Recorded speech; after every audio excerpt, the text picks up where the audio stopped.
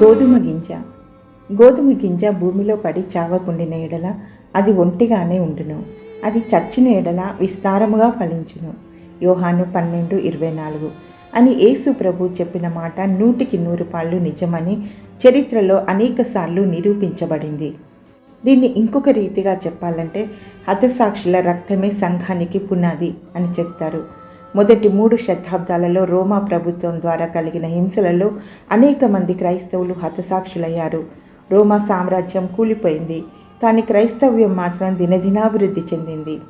20వ శతాబ్దంలో అమెరికా నుండి ఈక్వెడార్కు వెళ్ళిన జిమ్ ఎలియట్, ఎడ్ మెకెల్లీ, ఫిన్ ఫ్లెమింగ్, రోజర్ యుడేరియన్ మరియు నెట్ సెయింట్ అని 5 మిషనరీలు అనాగరికులైన అడవి జాతుల మధ్య కనీస వసతులు లేకపోయినను కష్టపడి సేవ చేశారు.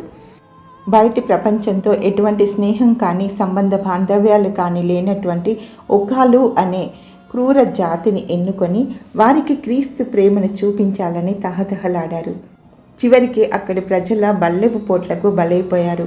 కానీ వారి ఆత్మత్యాగాలు ఆ అనాగరికుల ఆత్మరక్షణకు విత్తనాలుగా మారి భూమిలో పడి చచ్చిన గోధుమ గింజ వలె విస్తారమైన పంటలను ఎలా తీసుకొని వచ్చాయో